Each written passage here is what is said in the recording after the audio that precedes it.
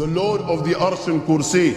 We're talking about the Lord of the worlds. Alhamdulillah Rabbil Alameen. We're talking about the Lord of the entire universe and beyond.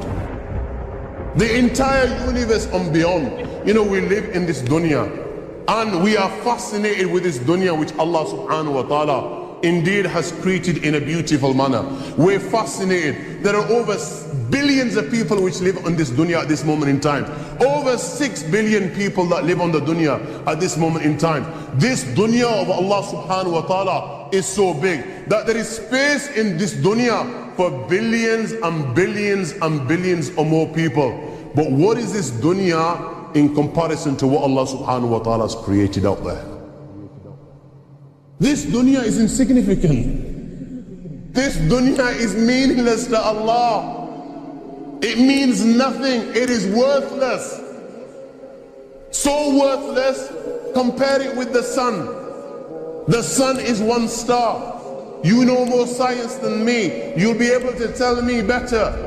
Take this planet Earth and you place it inside the sun, and you will be able to place 1.3 million Earths in the sun.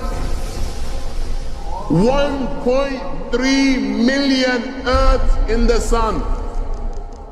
Allahu Akbar. Allah is the greatest.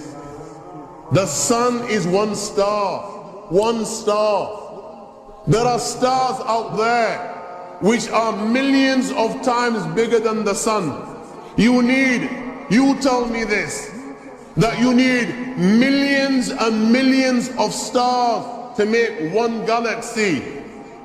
And then you tell me this, that there are zillions of galaxies out there.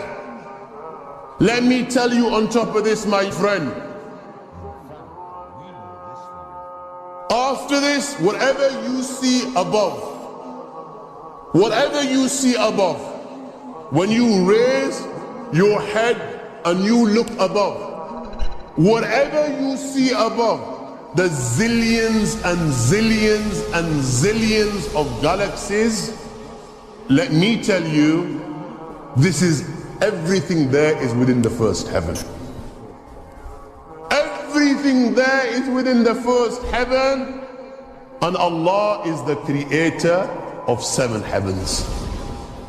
7 heavens. And the distance between the first heaven and the second heaven is 500 years.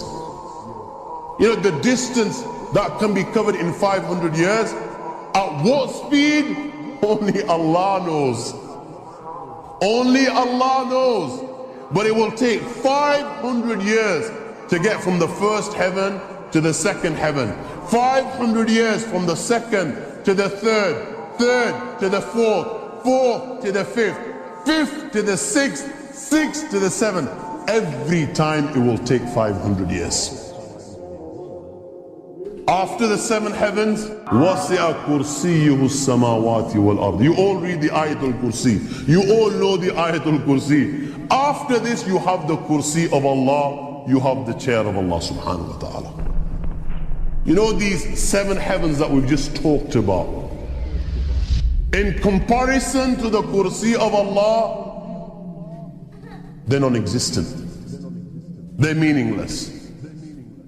Rasulullah sallallahu alaihi wasallam has given an example in a hadith just to give us a little bit of understanding with regards to the 7 heavens in comparison to the Kursi of Allah.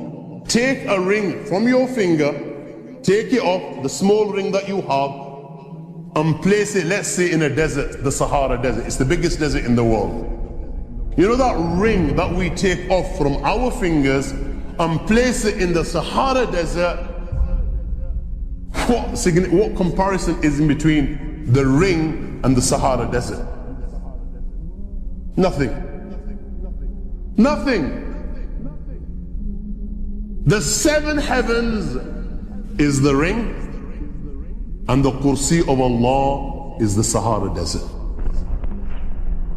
After the Kursi of Allah, you have the Arsh of Allah. وَكَانَ أَرْشُهُ عَلَى الْمَاءِ. You have the Arsh of Allah. Again, Rasulullah has explained, so just so that we can understand. Take the ring, place it in the desert. This time, the ring is the kursi and the arsh is the desert. What is the kursi in comparison to the arsh of Allah? Nothing.